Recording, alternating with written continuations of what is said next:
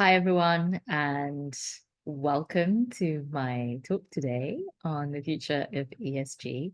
I'm Dr. Tia Kansara, and I'm delighted to be here today to discuss a very important topic, gaining a huge amount of significant attention in business and the global economy. And we're going to be really delving into some nuances, applications, some really inspiring work that has been happening as well. And I really hope that you'll have some time and an opportunity to get back to me. I'll have my email at the end. I know that I'm not joining you there in person, and I'm really sad that I'm not. I wanted to thank Dr. Sandhu Chetri and Professor Samirendra Nath Dar, Professor of Commerce at the University of North Bengal, for their invitation to present on this incredible topic at the International Conference on ESG Issues, Imperatives, and Contemporary Business Perspectives. I'm the director of Replenisher. We're a net positive consultancy, and we work to close the gap between net zero and net positive. And I'll go into a little bit of detail there about what net positive means.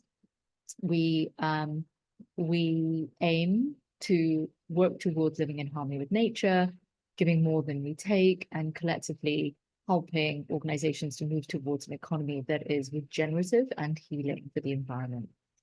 I'm sharing my screen. I hope you can see it, and I'll zip through my presentation. I've got quite a lot to cover today, and I really hope that I can make it in the time frame that I've been given. So, as we navigate the challenges of the 21st century, it has become increasingly clear that businesses like ours, Replenisher, have a crucial role to play in building a sustainable future. Environmental, sustainable aspects are really becoming core focus as the climate is changing, and frameworks for companies to evaluate their impact, and using these kinds of metrics can be very important. So at Replenish we're really at the forefront and pioneering for the best part of 15 years, a lot of this work. When we bring attention to people, we use a number of different skill sets. Foresight, ecotherapy is really connecting people to the wild sacred, but by giving people a digital detox and meditating in nature, and really allowing for there to be this beautiful connection between nature and the artificial, man-made. When we look at cities and design of buildings, often we're in places that are incredibly artificial.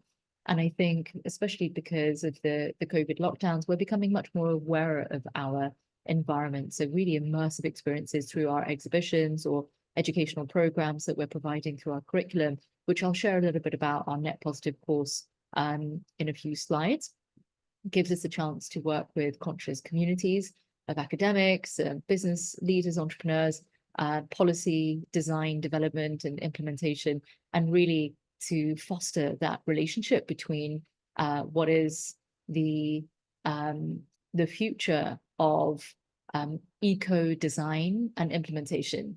So, what is ESG? Environmental criteria really scrutinizes the corporate footprint on the natural world, encompassing carbon emissions, waste management, resource conservation and practices. Scholars such as Fried, Bush, and Bassett in 2015 wrote in the Journal of Sustainable Finance and Investment, underscoring the criticality of integrating environmental stewardship into corporate strategy to mitigate climate risk and foster sustainability. Before that, we were looking at corporate social responsibility, and sustainability didn't really exist as a field within corporations, but we're seeing the intersection between profit specific and or purpose driven organizations, and that's having a huge impact on the social factors. And this is where the social criteria comes in as a dimension that evaluates how a company cultivates relationships, designs methods for its employees and customers and suppliers to broaden that conscious community and emphasize social justice, employee engagement, and community development. Research by surveys in Tamayo in 2013 in the Journal of Finance highlight how firms with robust social performance metrics can actually achieve enhanced stakeholder loyalty and superior financial returns. And I'll go into a little bit of detail with some examples later.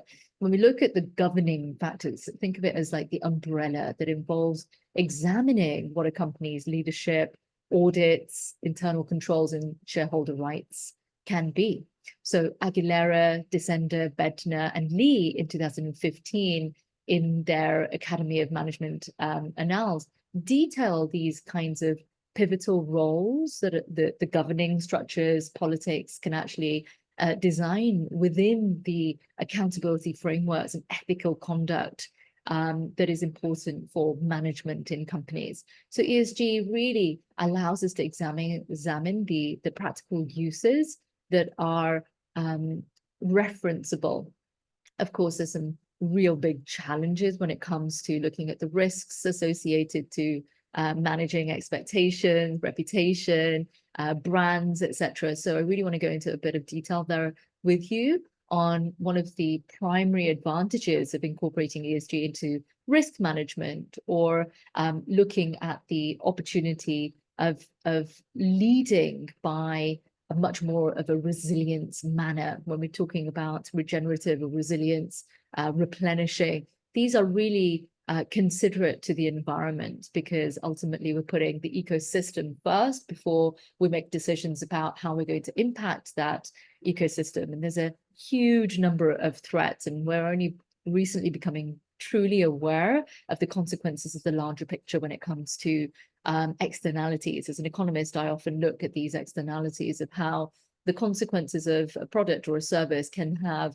lasting, decade-long, thousands of years worth of waste in the environment. And so really delving into how there is an intricate flow between product, services in the economy and the investor funding mechanism. Return on investment is, you know, in a desire, but that doesn't mean that we have to lose our concept of prioritizing sustainability, right? So many of the investors are looking at prioritizing short-term gains for, you know, in not really achieving those long-term considerations. And more recently, BlackRock, one of the largest funds in the world that invests something close to $7 trillion in assets under management, have often said that unless if we look at, you know, really delving into the long-term resource availability, we're really losing the perspective that we need to look at the loyalty that we should have towards these products and services. Customer loyalty, brand understanding really allows organizations to differentiate themselves from their competitors and really appeal to high-value sustainability advocates. I think we're advocating for something in our lives, and the environment is definitely one of those areas where more transparency, having authenticity, reducing greenwashing. It's so you know, it's important that we move closer towards you know, the integrity that's required for understanding this grand picture. So let's you know, really look at one of the most widely recognized frameworks when it comes to the ESG methodology. One of them is called the Global Reporting Index and the Initiative, or GRI. The Global Reporting Initiative is a standardized approach to ESG reporting. It really allows companies to compare their notes across different disciplines. Of course, it's very expensive and resource intensive, so it can be very difficult to manage. As you can imagine, it's not everyone's cup of tea to have an entire you know, staff that is based just on reporting, because you need to be collecting all of that information and sharing it specifically you know, with GRI. Another influential framework is the Sustainability Accounting Standards Board, or SASB, which really looks at industry specific rating, and that can be a little bit easier because we're providing relevance in terms of actionable insights within a framework of that discipline.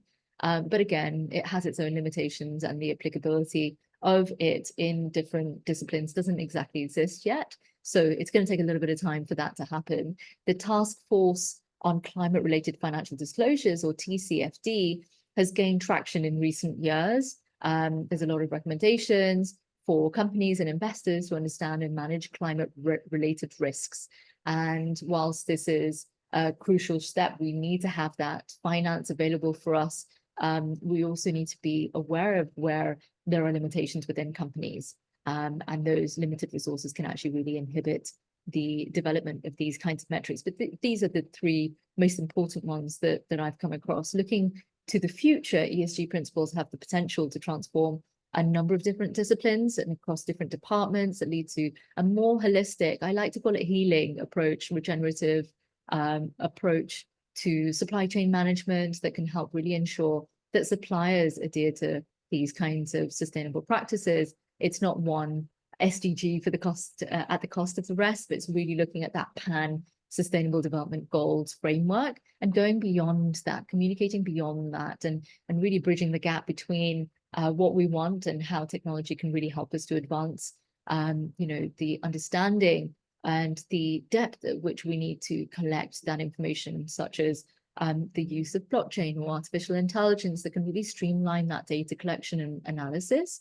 And it can enable us to be much more informed when it comes to our decision making, and implementing these technologies can be very expensive, of course, but I think we're seeing in the past year or so, I think we've just breached a whole year's worth of ChatGPT, that there is an opportunity to be able to close that gap between the technology that we have today and the opportunities for maybe even creating these kinds of AI agents.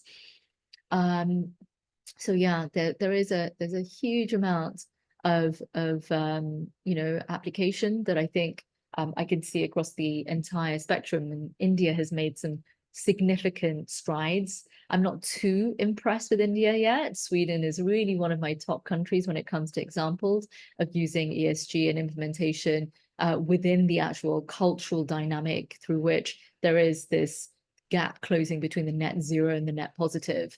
Environmental, aspects of integration of these kind of principles in governments, and one of the key government initiatives, I think, in India that has gained a lot of traction is the National Action Plan on Climate Change, launched in 2008, which really outlines 8 missions to address climate change adaptation and mitigation, looking at the Jawaharlal Nehru National Solar Mission, which really has increased the amount of solar power generation to, I think it's about 100+ gigawatts, as per the data that we've been collecting from the Ministry of New and Renewable Energy.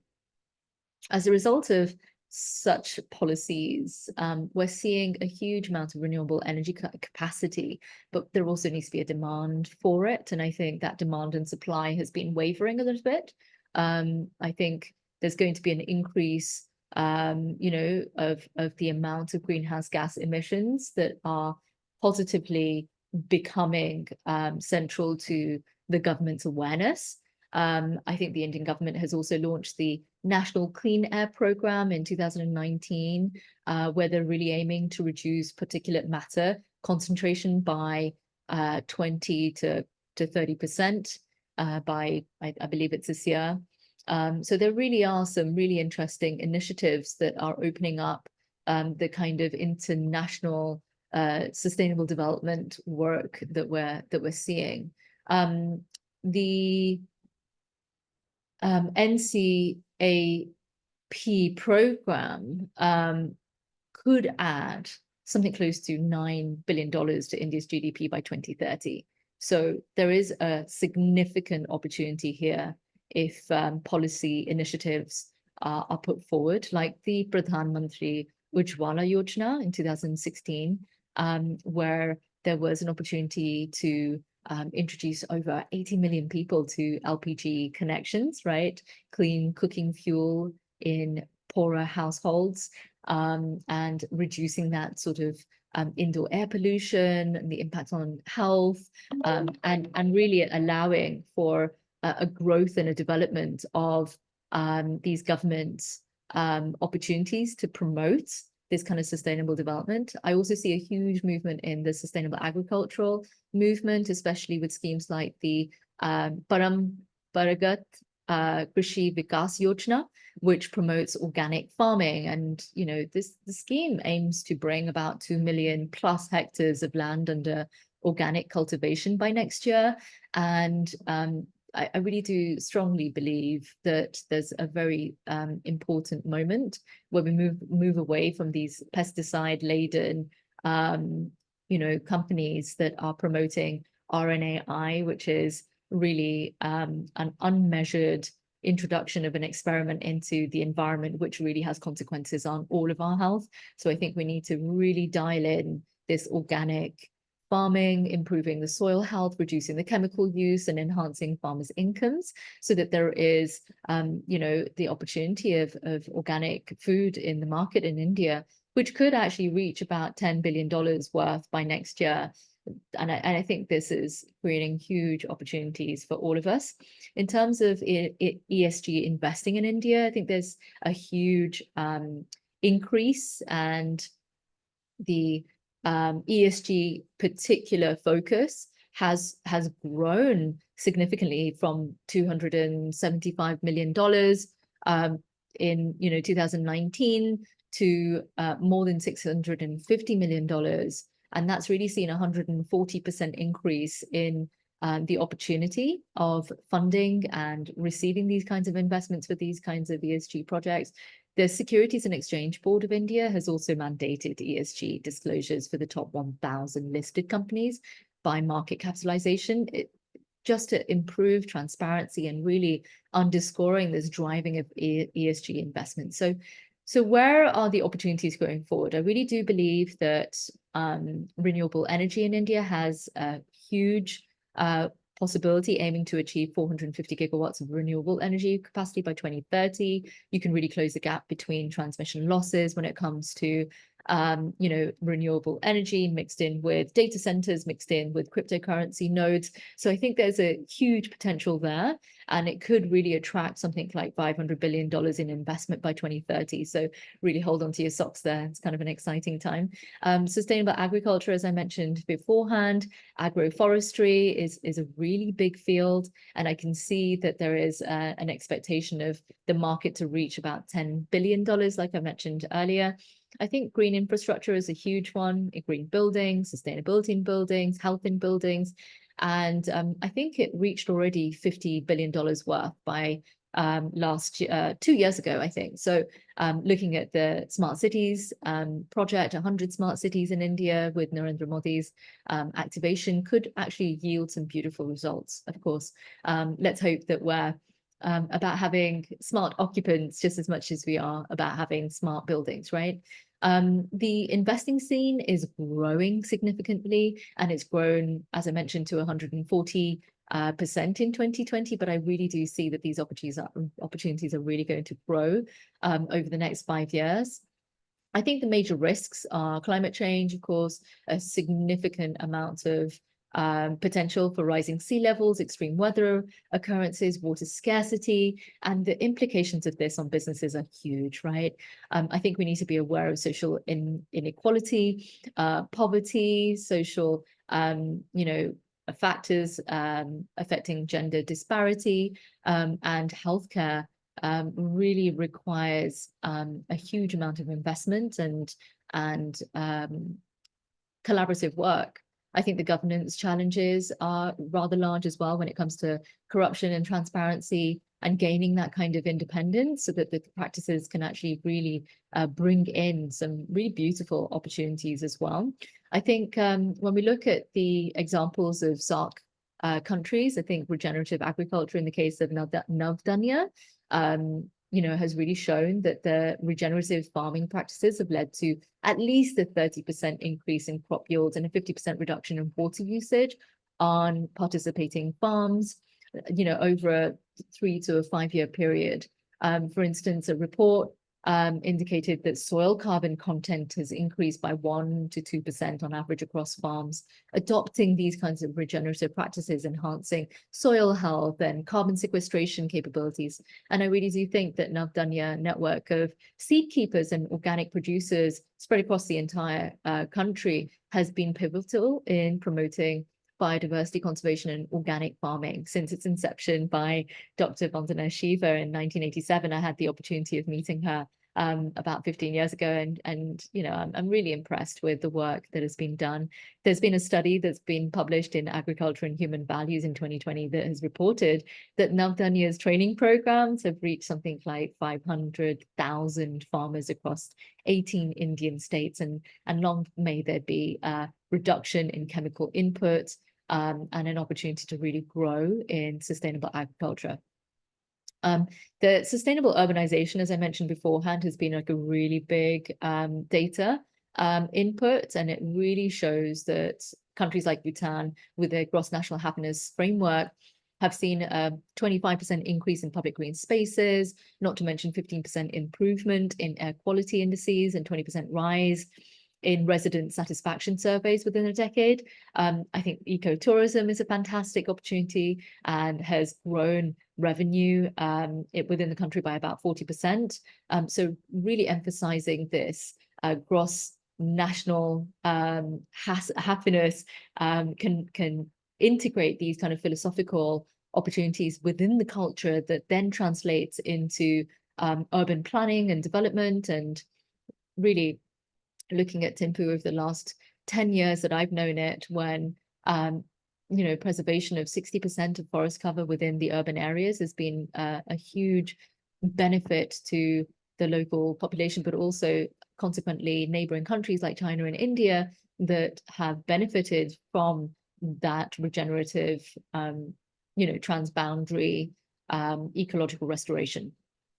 Biodiversity conservation in Bangladesh is integrated protected areas co-management. IPAC reports could illustrate even more that you know, there are populations of key species that you know have been protected, and Bengal tiger in the Sundarbans has seen a 35% increase in protection, you know, and that the species and the populations are returning is something really to be proud of. Community-based initiatives might have contributed to about 50% increase in sustainable livelihood opportunities for their local indigenous communities, which really highlights that social impact of biodiversity conservation. The Integrated Protected Areas Co-Management Project has since 2008 reported that the biodiversity conservation and community engagement through conservation biology has had a huge impact on over 200,000 hectares of wetlands, increasing key species, kind of like the Hilsa fish, by about 30%, improving the livelihoods of more than 400,000, almost 500,000 community members because of these sustainable practices. Pakistan's water resource management project, the Indus Basin Irrigation System, IBIS, has really seen the results of 30% improvement in irrigation efficiency, saving approximately 2 billion cubic meters of water annually.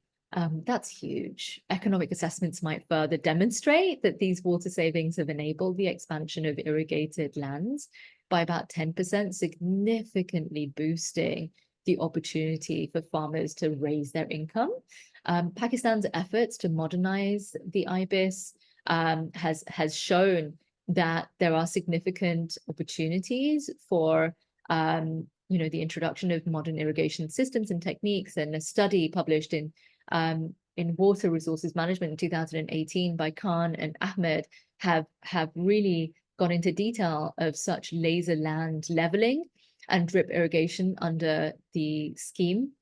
Their efficiency has approximately 25% conservation of water, which is a huge impact on the environment. And I think finally looking at Sri Lanka's project, the SEA, Sustainable Energy Authorities data could indicate that the investments that Sri Lanka has made have had a huge, you know, impact on the way that renewable energy and national energy mix, integrations have provided Sri Lanka in the last 15 years, reducing carbon emissions by 1 million tons annually. The financial analysis might reveal that renewable energy projects have attracted more than $500 million worth of investment to the country, which really has generated about 15% return on average investment. And these are, just some of the projects that are happening, and it's definitely not a totally conclusive look at the projects in India and the SAARC countries, but it's just an opportunity to go a little bit deeper into what India is doing and how India and neighboring countries are having a huge impact on the environment. We at Replenish Earth have got a gift for all of you at the conference. We want to give you access to the Net Positive course that we have. It goes into a little bit more detail of why it's important to go 7 layers deep. This is what we call it. It's great to be able to go into the details of how do you get from net zero to net positive. And I believe that we can achieve it before it's too late, but we've got to work together and we've got to showcase how the complexity of these projects that we're seeing can transform the way that we think about sustainability at large. I'm going to zip through some companies that really are just broad in their perspectives on how to close the gap between net zero and net positive. Patagonia is one of them in terms of their education and awareness. I think Ecova market share is huge potential for cleaning products in India, and where there could be organic use of products that can advocate for policy shifting and changes. The transparency in 7th generation has had a huge impact in the corporate responsibility models and ESG, and I think that's it's evidenced by Unilever buying them out. Tesla, kind of like pros and cons here, right? Looking at electric car industry and the potential of electrification, but if the fuel mix is mostly fossil fuels, then it kind of defeats the purpose. But if it all goes well, then innovation technology has huge impacts. I think community engagement is great. The examples of Tom's company, where each one product of shoes that are bought, a product is given for free to someone who wouldn't be able to afford them. I think international collaborations can be fascinating in places like India, where there is the chance of really growing this development of international collaboration. I believe that Ecosia platform, where every search leads to planting of trees. I think in the grand scheme of all of their work, they've planted about 130 million trees. That's really impressive. One of my favorite companies is Burt's Bees, because it really allows for consumers to be empowered by the information that they are being given by these products. The company gives so much information, it's so transparent, and it wants you to learn. And I think by us learning, we have the chance to grow. This is Orsted, and various other companies have really pushed the boundaries of where a fossil fuel driven company can actually head towards renewable technology. Huge finance available to them to be able to grow and transition. So I think this is a great example of where India can create those renewable projects. Dr. Broner, monitoring and reporting, they're one of the best companies when it comes to sharing what's happening in their company. And I think there's huge potential for Indian companies and SAARC countries to be able to identify spaces and share more information. Allbirds, another brilliant brand that is looking at a valuation of close to 1.7 billion. Their platforms are collaborative. It really gives you an opportunity to see beyond the challenges that many companies have in collaborating. It has been done, and I think this is where we can be inspired to do more. So this is the QR code in order for you to get access to the actual course. I hope you do it and let me know how it goes. There's some beautiful testimonials because of the course, and the students really love it. If you would like to get in contact, please do. My email address is tia@replenish.earth, and I really do hope that we'll have an opportunity soon to meet.